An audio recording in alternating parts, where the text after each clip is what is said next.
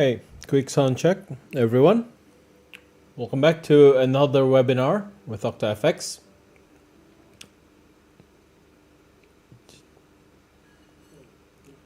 Okay, audio seems to be great. Welcome, everyone. So good morning, good afternoon, good evening, depending on where you are right now. So we are going to talk about Fibonacci retracement and extension. This is number one of the Fibonacci series. Hopefully we'll be doing more of this series in the future. But to a lot of you out there, especially new traders, you probably heard of Fibonacci, but how do you actually use it and what is it for and stuff like that. So we're going to talk about that. My name is Vera Njora. Welcome back to another webinar with OctaFX. And just to get started, just a quick general advice and risk warning disclaimer. Note that any advice given is deemed to be general advice, as the information or advice given does not take into account your particular objectives, financial situations, or needs. Therefore, at all times, you should consider the appropriateness of the advice before you act further. CFDs and Forex are leveraged products and thus carry a high level of risk and are not suitable for everyone. You can lose more than your initial deposit, so you should ensure CFD and Forex trading meets your investment objectives. Strategies and charts used in this presentation are for example only. You are reminded that past performance is not indicative of future performance. Tonight's format is a little bit different. This is going to be more of an educational session. So we're not going to take a look at what's going on in the market. We're not going to take a look at any new trades to take on tonight. If we have time, then we'll talk a little bit about what's going on in the market, especially for those that are wondering what's going on with the UK inflation number. It was high, but why is the market falling off? If we do have time, I'll talk a little bit about that. But the main focus for tonight is going to be Fibonacci. So I'm going to talk to you about what Fibonacci is. So just a little bit of an introduction to what Fibonacci is, the origins and real world application. So when I talk about real world application, it's something that is applied outside of trading. So a lot of other industries actually use this, especially in art and design. Quick introduction and understanding of key Fibonacci levels. We're going to talk about golden rectangle, the sequence, and then the percentage origins. Where does this percentage come from? We know when we talk about Fibonacci, you probably have seen the number 38.2%, 61.8%, 161.8%. So where are those numbers from? Where do they originate from? We're going to take a look at that. Tonight, there's a lot of Fibonacci tools out there, right? But tonight we want to focus on, well, it's technically one, but we'll separate it into two. We'll talk about Fibonacci retracements, and then we'll talk about Fibonacci extension, depending on how the market is moving. What are you aiming for? We'll take a look at this separately. And then obviously we're going to take a look at practical explanation. We are going to apply that to the live market conditions.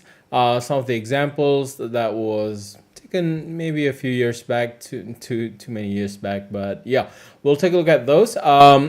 Anyway, if you have any questions, do type it in the chat. I'll try and take a look at the chat every once in a while so as not to pile things up. Okay, but let's get it off. Okay, so Fibonacci, you guys probably thought that it's some guy called Fibonacci. His name is actually Leonardo Pisano Bigelow.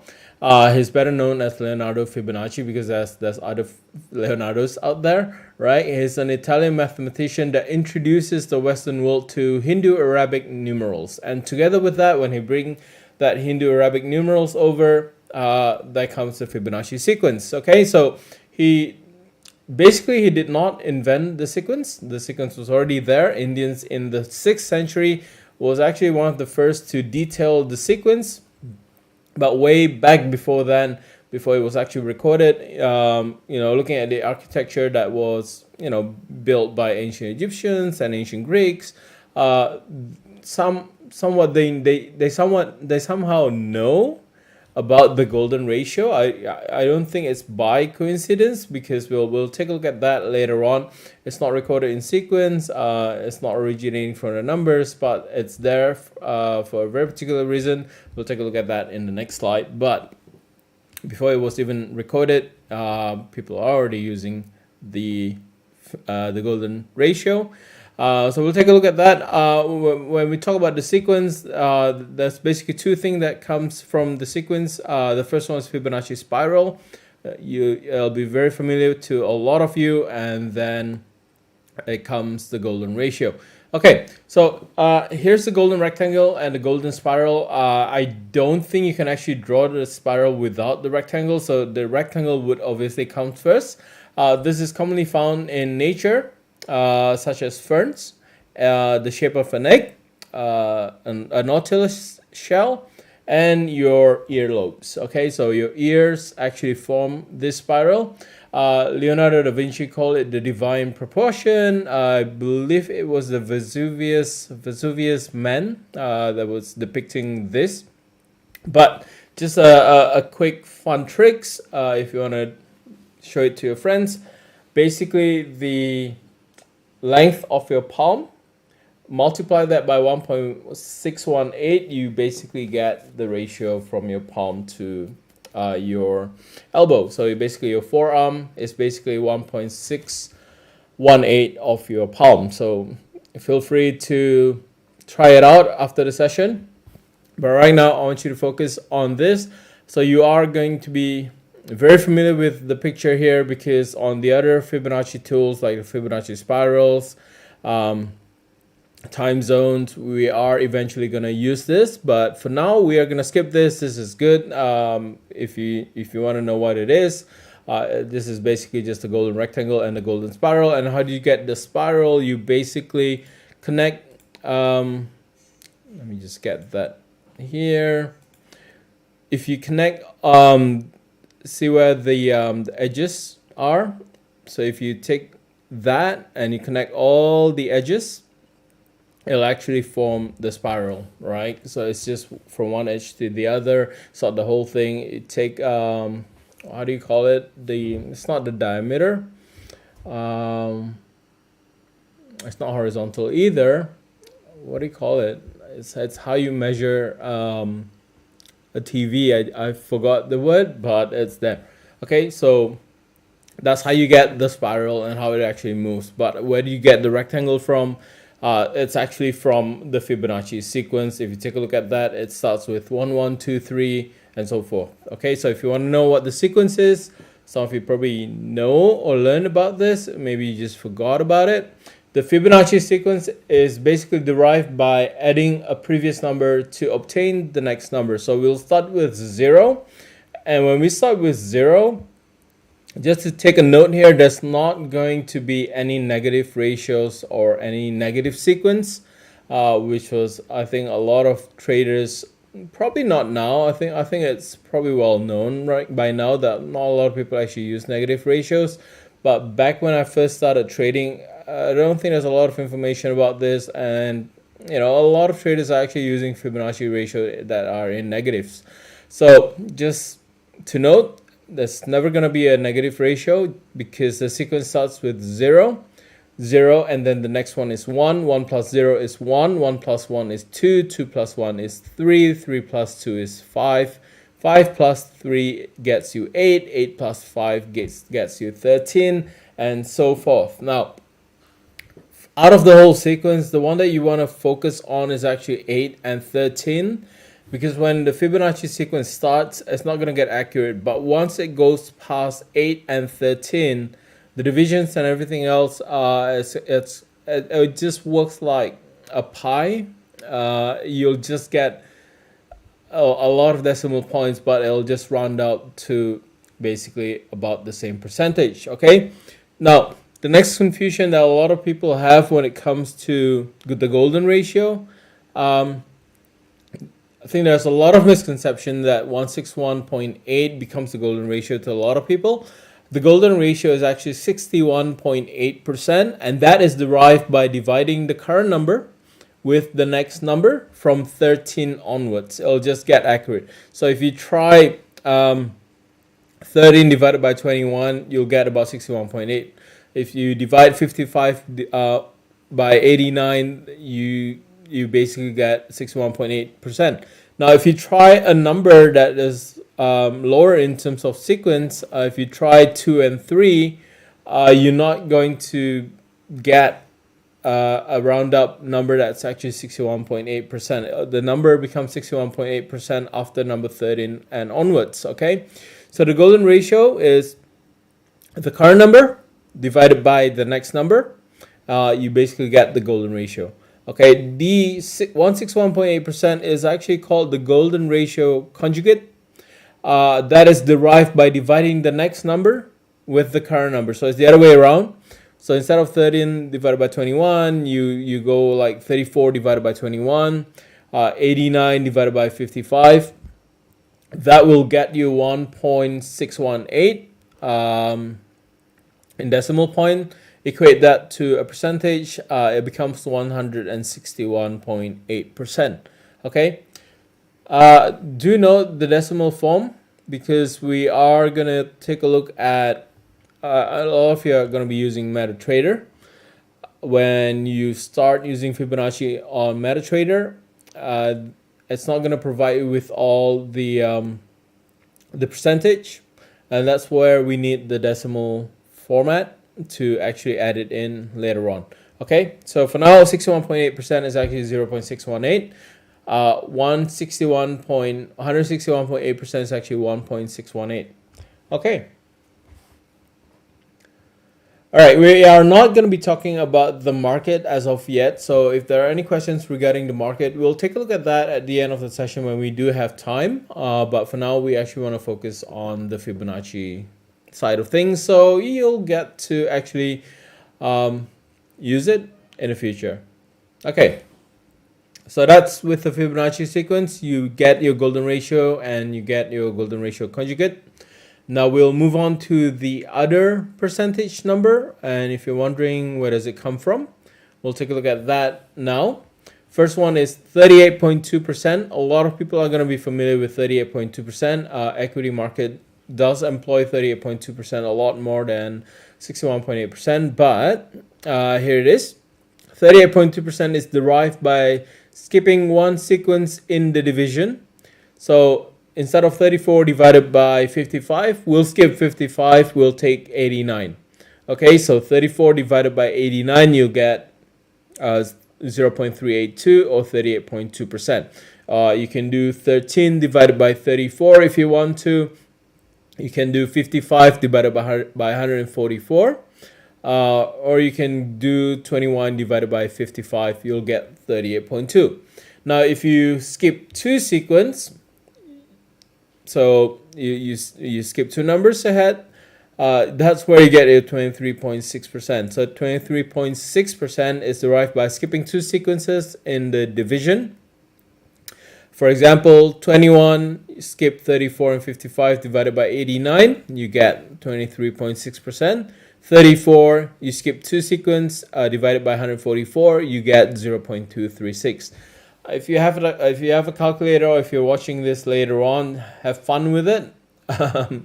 You can add other numbers beyond 144 if you want to. Just add 89 to 144, you get the next number. You can play around with it. You can try it out. It just works. Okay, but to a lot of you, 23.6% is probably the first time you are going to be looking at 23.6%.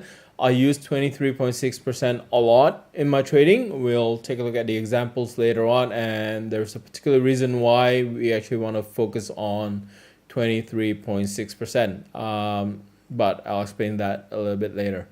Okay, so what about the rest of the numbers? All right, can we play around with it and get that number?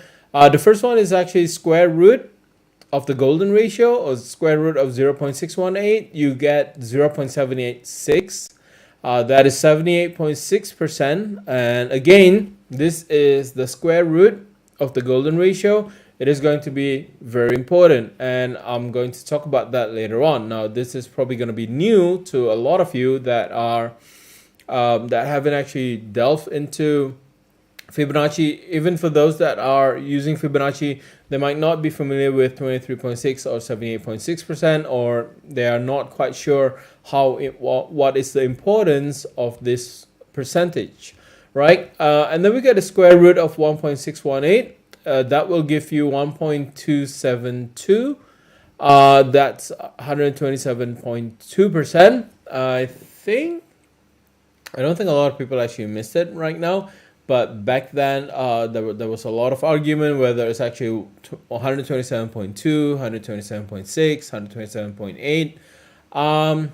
Let's stick with 127.2% because that is the square root of 1.618. So I'm really getting into the whole mathematics here, but I need to assure you that all these sequences, all these Fibonacci levels are not just random numbers that we spout about or people invented. It's actually part of the sequence. So if you are good in maths, you are probably familiar with all this.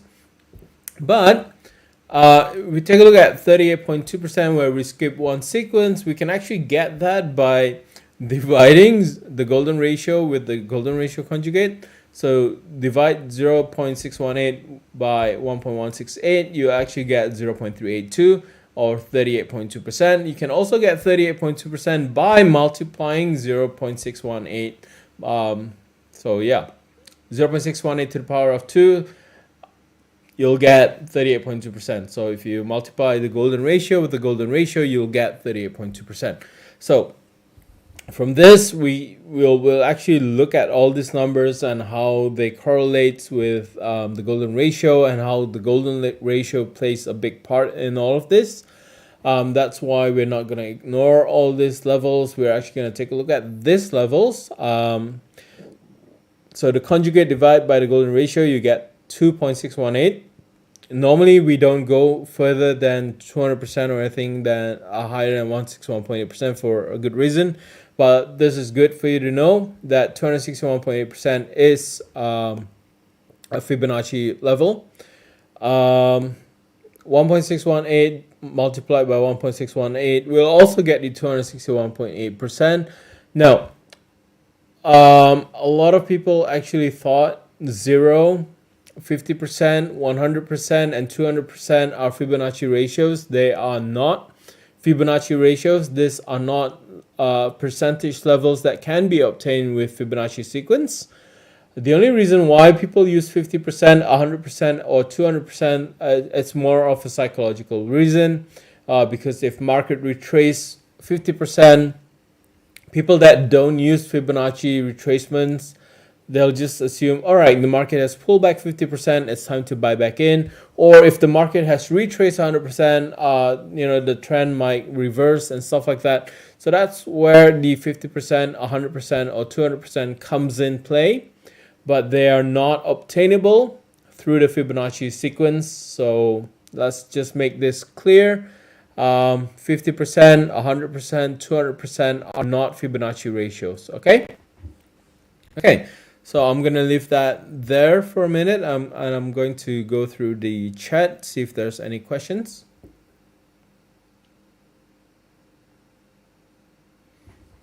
What's the psychology behind the Fibonacci level? It's part of nature. That's basically the psychology of it. But when I deploy it into the market later on, you'll get the idea on why we actually use this and why it's actually important. Okay. Right, so what is a Fibonacci retracement? Fibonacci retracement is a method. So you want to know the psychology behind this. This is it. Method used to predict support and resistance. Retracement is a very common occurrence in the market and is actually part of the market cycle. So anything that goes up needs to come down. Anything that goes down needs to come back up for a little bit of a break. That small bit of correction is what we call the retracement. It will occur following a rally or a drop in the market, and it's also commonly referred to as consolidation, correction, pullback, or simply a retracement. Now, these are the four languages. These are the four words that's probably very familiar with traders. It's consolidation, a correction, a pullback, or simply a retracement. When we talk about the market that's in consolidation, it's actually within this retracement range. A correction happened, it's going to be within this retracement range. or a pullback, it will be in this retracement range. Okay, these Fibonacci levels are there as an approximation, but oftentimes they are uncannily precise. They're crazy good at warning you of a potential end of a correction or a trend, right? Now this is the psychology of it. There was a question about this. This is partly attributed to the notion of self-fulfilling prophecy, and in technical analysis we actually took a note of this notion of a self-fulfilling prophecy, and the logic behind this is very simple. As the number of traders viewing the exact retracement level increases, the more accurate it gets. Okay, very simple. If a lot of people are actually looking at a very particular level, then it becomes more accurate. So if you draw your Fibonacci wrong, you're not thinking in line with all the other traders, you are going to get your levels wrong, because there are wrong ways to draw Fibonacci's. Okay, so to put a note, what is a Fibonacci retracement? It's any pullback between 0% to 100%, it will fall under a retracement. Okay, let me repeat that. Anything between 0% to 100%, of a rally, any pullback that's between 0% to 100%, we categorize them as a retracement. Very, very simple. Okay.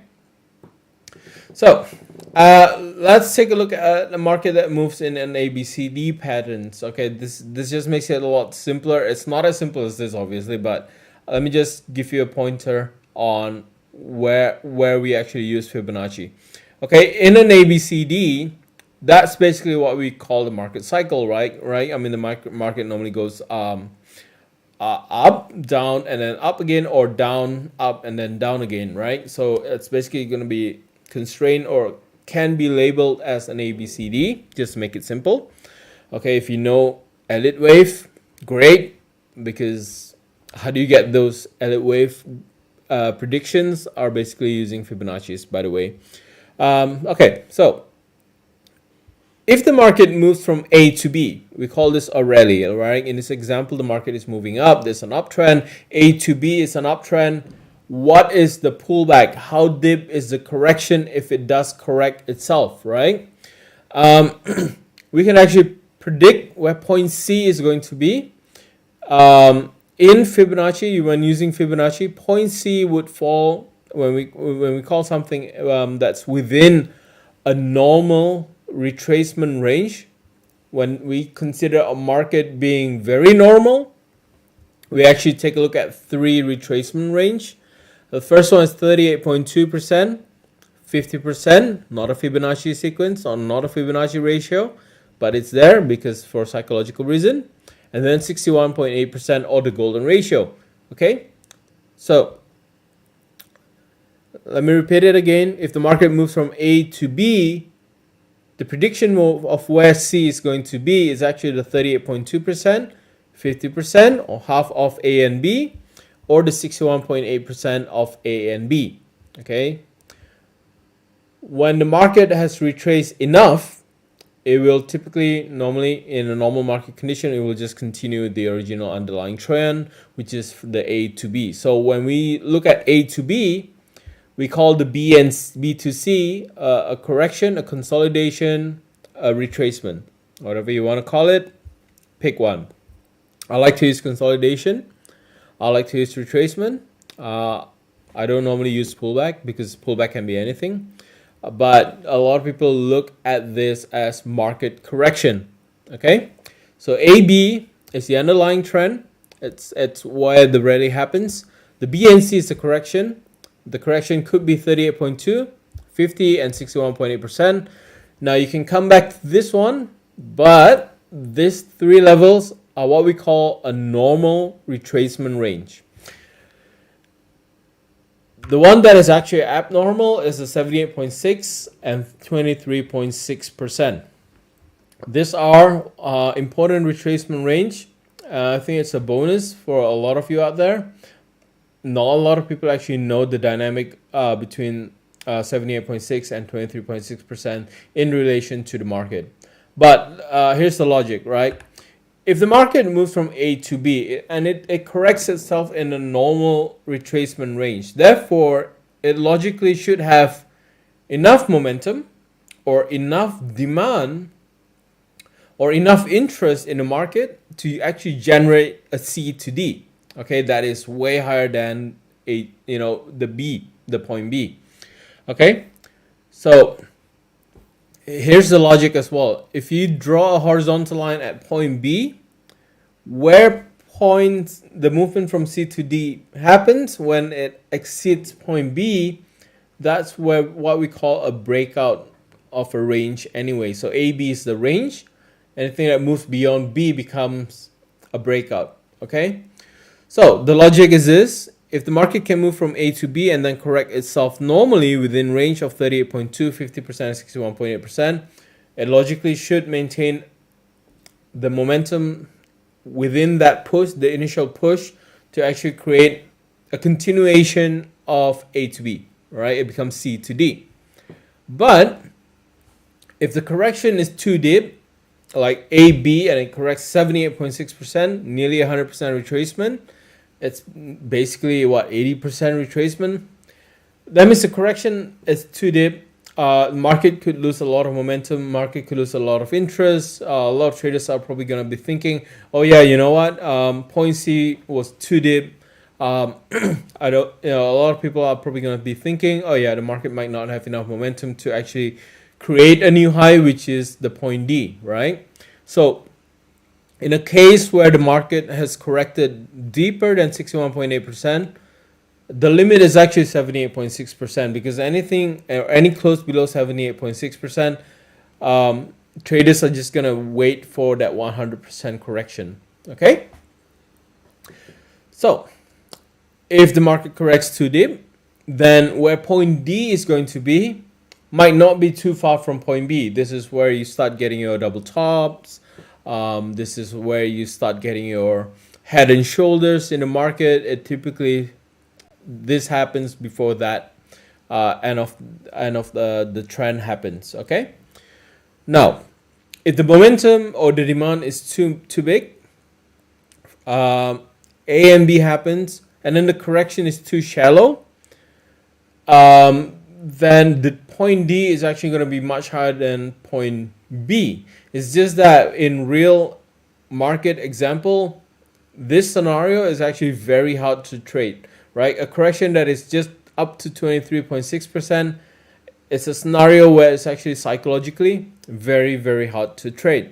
Okay, unless you know what's the underlying reason. But if you're taking a look at it from a technical perspective, and only technical perspective, it becomes really, really hard to make that decision, and you will require other tools to make sure the market is, is it overbought or is it in an oversold when it comes to the correction?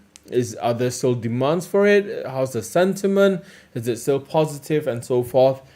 The 23.6% correction, it might look ideal, but let me tell you, it's actually the hardest to trade. Okay. Right, so we talk about retracement. What are extensions? It's basically just a method to project how far a rally can go. Okay, predominantly used to project resistances beyond the previous high or low. We use this to predict new highs in the market. We use Fibonacci extension. If there's no previous high, where are the new highs? This is actually employed by the market to actually kind of determine or create an artificial limit to how far a market can go. Okay, this is often used in combination with Fibonacci retracement. Now, the tool itself is actually one and the same. Okay, I'll show it to you later on. So when we talk about retracement, anything between 0 to 1%, that's what we call a retracement. Anything beyond 100%, so for example, 110, 127.2, 161.8, 200, 261.8%, it becomes an extension. Okay, so retracement is limited between 0 to 100. Extension is anything over 100%.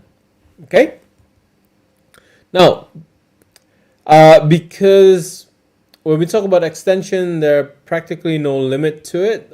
We limit ourselves by using 127.2% and 161.8%. These are commonly used as target levels in a rally or a sell-off. Okay, so that's where I know when I want to call it quits, where I want to close my position, because it reaches 127.2%. That could be my target one. Then the second target could be at 161.8%. So I think there were questions, if you guys have been following my sessions, on how I actually determine where do I get out and stuff like that. Mainly, it's going to be extension levels. Okay, it is not very often that price move beyond 161.8%, but the example today is going to be beyond that. However, if that happens, if it moves beyond 161.8%, then you have 200% and 261.8% that could be used as your Fibonacci extensions. Now, the reason why it's very hard for market to move beyond 161.8% in a normal market condition, it's just a psychology behind it. And if you take a look at these examples later on, you'll start understanding why. It's actually very hard for a market to exceed 161.8% without a correction. So here's how the market moves, right? AB, and then it'll correct itself. B to C, the extension of B to C is going to be your point D. Okay, so point D could add at 100%. It could end at 127.2% in a scenario where a retracement is as deep as 78.6%. Okay, so A to B, we could predict where C is going to be. B to C, you could predict where D is going to be. Okay, that's how it works, and where all these retracement and extensions come in.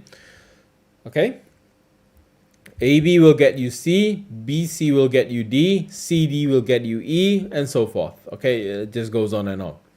Right. So how do you draw Fibonacci retracements or extension? They are drawn from the last swing to the newest swing.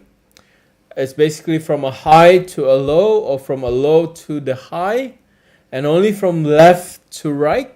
Okay, so you draw it as the market goes. Okay, there's one sequence where it's actually broken. It's drawn from right to left, but it's only if you are trading using Elliott waves. I'm not going to go too deep into that. So here's a pointer. This is actually going to be new to a lot of you. An accurate previous swing. How do you know one swing is done? Typically, those swings are a market that has exceeded 23.6% in retracement. Okay? Confirmation of a swing will happen when a retracement happens. Okay? If there's no retracement, then we cannot actually define a top as a significant swing. Okay? We'll take a look at that later on, but when it surpasses that 23.6% retracement and confirm a close beyond it, that's when we can classify a high or a low as a swing low or a swing high. Okay? It's not going to be smooth sailing for you guys every day or every hour, because if there are too much noise, it's very hard to determine where the swing highs and the swing lows are. And if you find it hard to figure out where the swings are, then jump up to a higher time frame. So if you're trading on the hourly time frame, you can jump up to a 4-hourly time frame to get that swing. Okay, or you can jump up to the daily. If you're trading in 50 minutes, jump up to the hourly to get that. Okay, but again, these red notes are there as a pointer. There's only one instance where it's actually drawn from right to left, and that is only used to project wave 3 and wave 5 in Elliott wave analysis. So if you're not familiar with Elliott wave analysis, or if this is something new to you, don't dig in too deep, because you need to understand Fibonacci really, really well before you can actually understand Elliott wave really, really well. Okay? Do not use negative Fibonacci ratios, because from the sequence, it just won't happen. Sequence start at 0, and it's an addition, not a subtraction. So yeah, you won't get negative Fibonacci ratios. Okay, do not enter a trade on a 61.8% bounce or a correction towards 61.8% without an extremely good reason to do so. So let me just show you this. Right? So a lot of people that are using Fibonacci thought that, oh yeah, you know what? I can predict point C. When point C is reached by price, I'm just going to enter the market blindly. I'm just going to create an entry at point C. Yeah, I'm just going to get the best, best price level to jump in. This is actually really dangerous, because if you cannot determine that the swing happens at point C by understanding B and C, this is actually very, very dangerous. It's like catching a falling knife. So don't do that. Don't use this as your entry, because they're really not designed to be for entry, unless you are a long-term trader or an investor. You'll be basing your analysis on fundamentals. Then yeah, you can do that. But if you are a trader, and if you can't give the market room to move in the market, if you can't give the market room to move, then don't place an entry at point C randomly. You can trade AB, you can trade a short, and then your target could be at point C, but you don't just randomly buy at point C to get point D, because point C could be at 38.2%, it could be at 50%, it could be at 61.8%, right? Point C are actually 3 levels of possibilities. It could be at 38.2, 50, 61.8%, and we still called it a normal retracement. Now, take a look at this retracement levels. I mean, they're huge. 38.2 is close to 40%. So imagine Bitcoin at 10,000. A correction to 6,000 is still considered normal. A correction to 5,000 or 4,000 from 10,000, that's still going to be called a normal retracement in the market. So yeah, it scales up really, really quickly. So use it the right way. Don't abuse this, okay? Because if you don't understand it and you try to use it without understanding it, it's going to get really dangerous really quickly. Okay, so let's take a look at an example here. This is actually taken on March 2nd, 2016. Okay, so we got point A and B. We are now trying to predict where point C is, or how far the market could go. The first one, it's 161.8.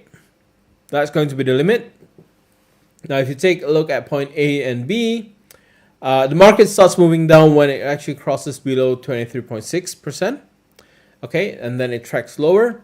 But notice one thing here. This is the daily chart, by the way. And if you're wondering what this blue box is, it's actually about 2 months of support. Okay. I'm not fabricating this up. So if you want to go back all the way to 2016, you're going to be looking at the same thing. But take a look at how many times it attempted to break beyond 161.8% and failed, right? To the point where there's actually a point C and D that can actually be drawn from this example. All right, so this is it. We got AB initially, and then we got B to C, where point D ends. It's actually having a hard time breaking beyond 61.8%. So that's where your point D is, and we still categorize this as a normal correction in the market, because it's a normal correction in the market. it has enough momentum to continue to push lower. So BC, CD, and then DE, that could happen. Okay, so CD is going to give you point E. Where point E ends, you can highlight that with either 127.2% or 161.8%. Okay. So go back and forth. Yes, I will be doing a live demonstration once we get through the slides. But the reason why I'm reading through the slides right now is that if you want to watch this recording later on, you can come back to this and figure it out. Okay? Anyway, let's start again. A to B, you are going to be looking at 161.8% as kind of the ultimate extension level. That's where we get point C. B to C will get you point D, which is approximately between 61.8% to 78.6% in this example. And then if you draw C to D, you'll get that extension to the downside, which kind of ends at 161.8%.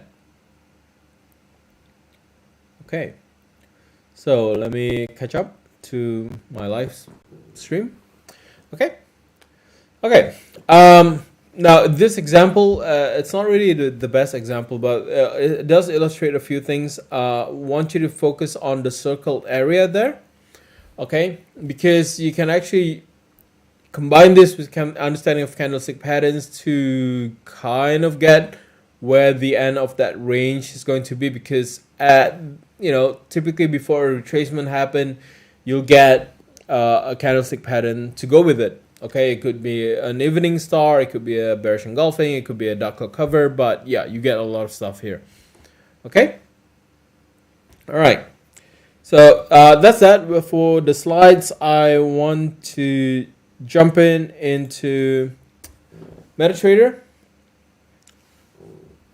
This is I'm gonna highlight A and B because we'll know that this is it's noticeable, right, in terms of a swing high or a swing low. Now I'm just focusing on one cycle from A to B.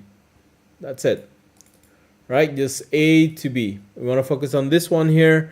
Now, where are your Fibonacci tools? This is it. It's a Fibonacci retracement tool. This is going to provide you with the extension and a retracement level.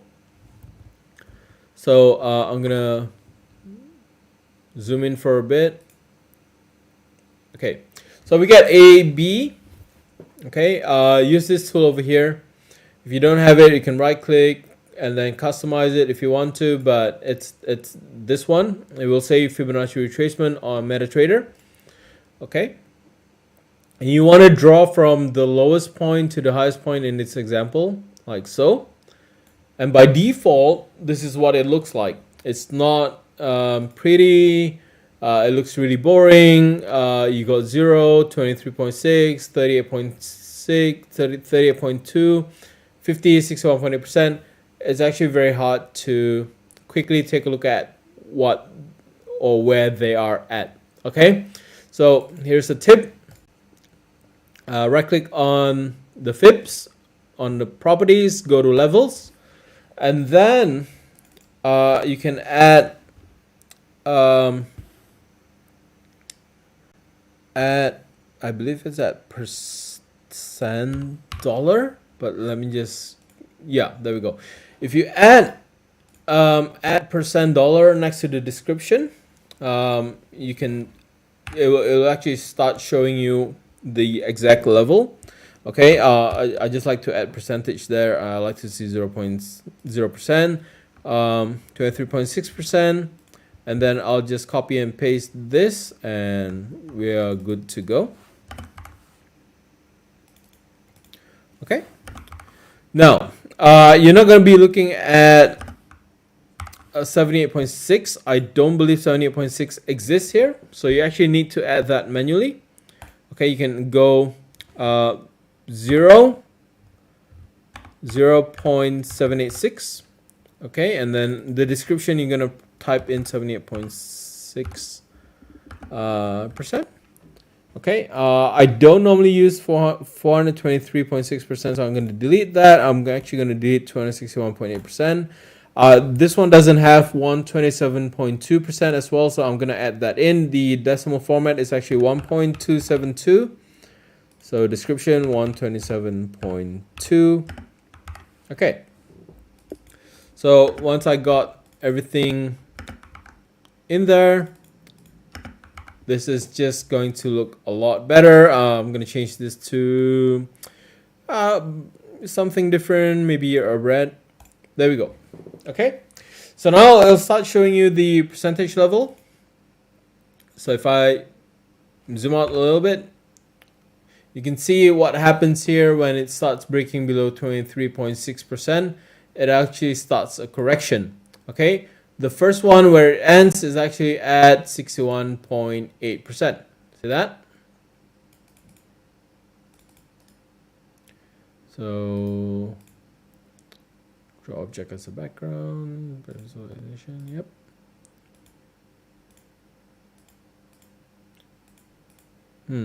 It's not filling it in, but I'm just gonna highlight it there.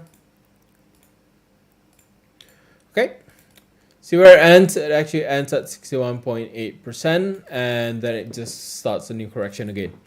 Okay, so this is how we use it. This is how we draw it. This is how it looks like on MetaTrader 5 or 4. It's the same thing, and I'm only putting it up once on this one, so you guys using MetaTrader can actually use it. But I'm gonna go into TradingView because it's just gonna give you guys a much better look at this. Okay, so let's take a look at the current movement in pound USD on the hourly time frame. Can you determine the sequence? Can you determine a swing high or a swing low? Which one you want to get it from? It's actually this point here. Now, this might be quite surprising to a lot of you, but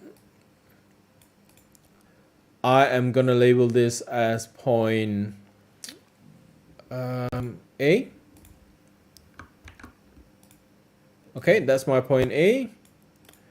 Just this low here, and then my point B would be up here before the whole correction happens. Okay, and you can keep this on and see where the market is going to go today, but you'll see the correlation between all this later on. This is current market.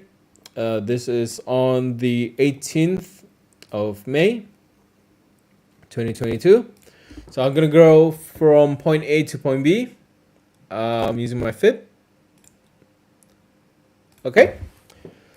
So right now the market has corrected itself to about 50%. We are going to be looking at support for the day at 1.2350, 1.2340. That's just because where the 61.8% is. Okay. In terms of how far can we call this a correction, we might see the market move down to this level and maybe bounce up, or potentially this level to 78.6 and then bounce up. Okay. Now this is we're trying to figure out where point C is going to be. Now, if you think the current low here at 50% is point C, we can try it out. Okay. If you think this is point C, could it be a possibility that this could be point C? We'll take a look at that in a second. But all we need to do is actually just draw a new Fib from B to C. Okay, so let me just repeat this. I think point C could be there. We just need to go from point B to point C. Can we determine a close above 23.6%? We could. It's actually here. Right? That's where it actually confirmed a close above 23.6%. Now, is it a definite thing that point D is going to be at 127.2 or 161.8%? Point D is actually very interesting because we're still limited by 61.8%. So point D could actually end there, or point D could actually be at 127.2%, or even go all the way up to 161.8%. Now this is going to be very hard to determine, right? I mean, the market it's weird. Was it falling off? But let me just remind you, inflation level is high. Now if you go by the hourly time frame, obviously I'm actually going to be using stochastics later on, but for comparison's sake, I wouldn't categorize BC yet. I still definitely need AB here. So what are the correlations? Intraday traders might be going long right now. Where's your stop loss going to be? Your stop loss is going to be at point C. Now if we overlay the pivot points, point C is actually at support 1. Okay, so point C is actually at support 1. It's actually at 50% Fibonacci retracement of AB. This is going to get really confusing really quickly, but there we go. Right?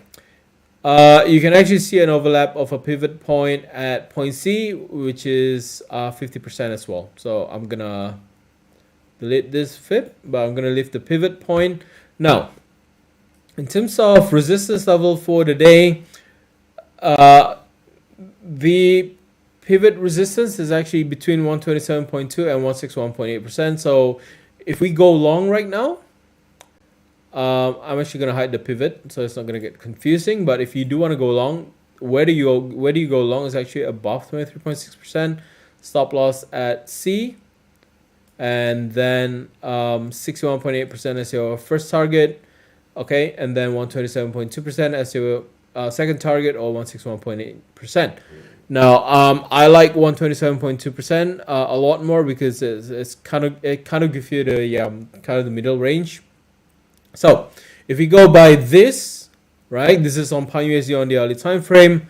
I am only risking 36.2 pips in order to potentially gain 125 pips. So yeah, it could work that way, or I could go for, I don't want to get too greedy. I just want to go for 61.8%. That's still going to give me a good risk to reward ratio. It's still going to give me a 40 compared to 36.2 risk. Okay, or maybe you can go for 78.6%. Why 78.6% significant? Right, because at 78.6%, the market was finding resistance. Okay, so it's not just pure coincidence. If we take a look at the pivot where it says 1.25, 50, slightly above 127.2, let me just put a horizontal line at 127.2 and we'll scroll back. Okay, you'll start noticing this is actually the pivot before it starts collapsing. Okay, so it's not just a coincidence. It happens for a very good reason. This is all live, by the way. This is real market condition. So this is one example. So yeah, we got about 7 minutes. So maybe if you want me to throw you an example, let me know on the chat and I'll just use that as an example to draw a fib for you and see if it's relevant at all. Okay, so feel free to request. I'll take one and we'll use that as an example. So I'm not preparing this beforehand. I'm actually looking at it blank without any indicators and what sort. Okay, now if you're wondering, can this one push up? Can B push up to C and so forth? Well, let's put in stochastics.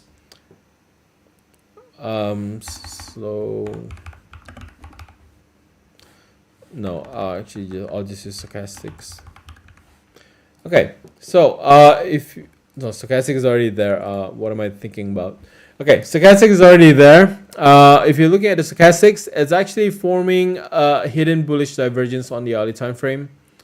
So yeah, that kind of gives you another boost, because if the market wants to go up, does it have enough momentum to push up? Yeah, it could potentially push higher, but momentum doesn't mean price or anything at all. But the current movement to the upside, in terms of, can we define point C right now? Point C can be defined because it closes above 23.6%. It's actually doing a normal correction right now. It's still stuck at 50%, but it could potentially push even higher. And we do have enough momentum for this one to maintain that position above point C at this point in time. Okay, how do we determine AB? So pick one. Let me just go Euro Yen, right? Sorry. Yeah, let's take a look at Euro Yen. The other tool that you can actually use is actually a zigzag. I just don't like to use zigzag a lot. It's just not really accurate. But let me just define the correction for you. Okay. Sorry, this one goes there, and then this one goes here.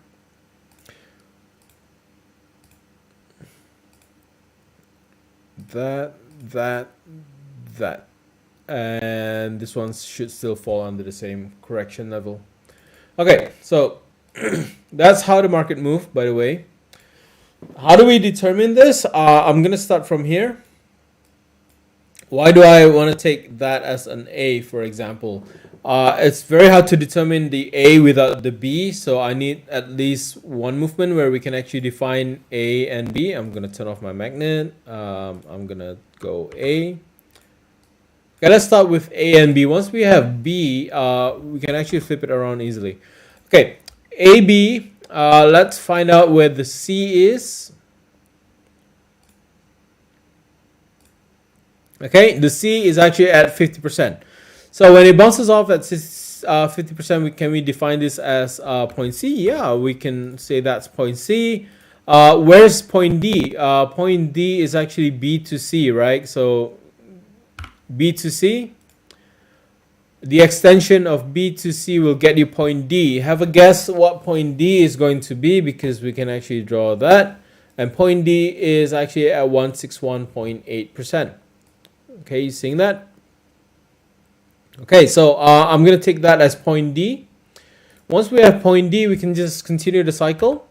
Very simple. Once we have A and B, we can actually start the whole cycle. It's actually not that hard.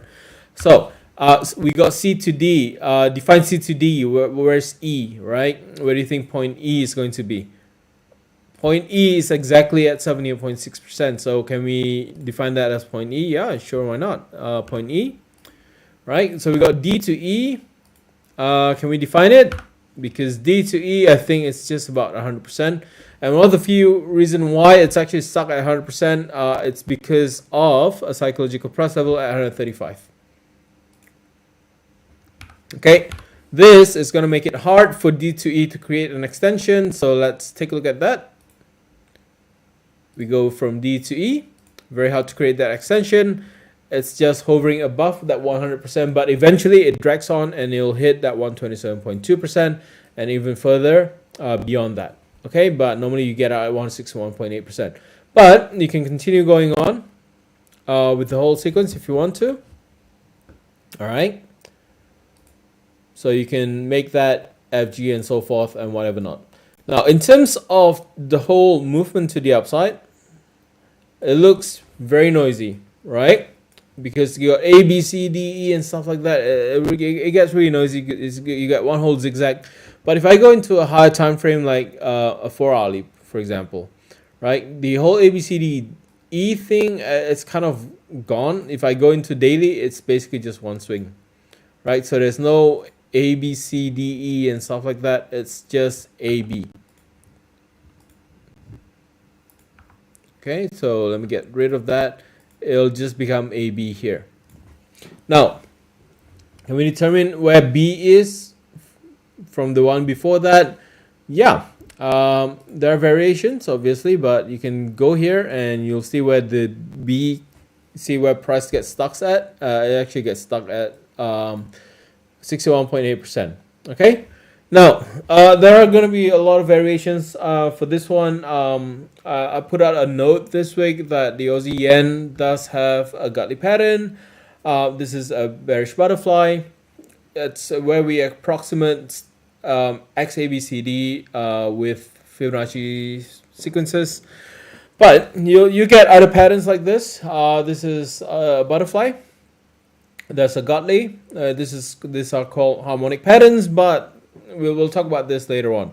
But I think for tonight should be enough. That's a lot of information for you guys. Feel free to go back to the slides if you have any questions regarding what's going on tonight. Okay, so we got a couple of minutes left, so let me just open up the room to any Q&A. If you have any questions, please do type it in.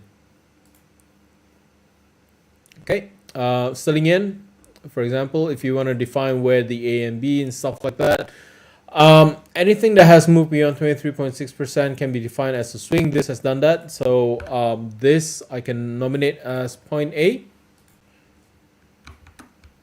Okay, and this is going to be my point B. This is on the Sterling Yen, this is on the daily. Okay, so where do you think this got stuck at? We take a look at that from the Euro Yen. Let me just draw this for you. It's actually stuck at 61.8%. Okay, let me go through the chats. What time frame is best to use Fibonacci? The higher the time frame, the easier for you to actually deploy A and B, because there's going to be less cycles, there's going to be less swings. If you are learning about this, the hourly could be great, the daily could be great. 15 minutes is going to be really hard to actually learn about Fibonacci on the 15 minutes. Okay, what time frame? You can use any time frame. We actually wait until price gets beyond 23.6%, not just touch 23.6%. Yeah, someone answered that. Thanks, Gregorius.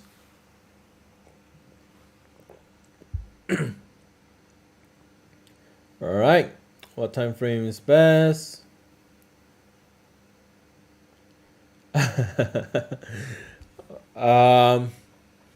Yes, Belinda, it's actually really hard to translate this to Bahasa. So yeah, as I said, there's gonna be a lot of new stuff here. So yeah, I think this is the first time I've actually done this in English. How do you confirm trend reversal by Fib? Anything beyond 100%, we actually consider that as a potential for a trend reversal.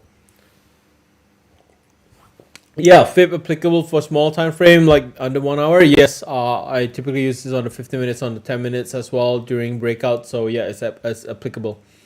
Does it work for all pairs? Best for any pairs. Market that tends to trend, it works best for market that tends to trend, like the sterling yen, Euro USD, Aussie yen, Aussie USD. Typically doesn't work that great on a market that's more sideways, like gold or dollar yen, for example. Not because it doesn't work, it's just that because it's sideways, it typically gets in the loop of 61.8% retracement, 61.8% retracement, and it just stays there.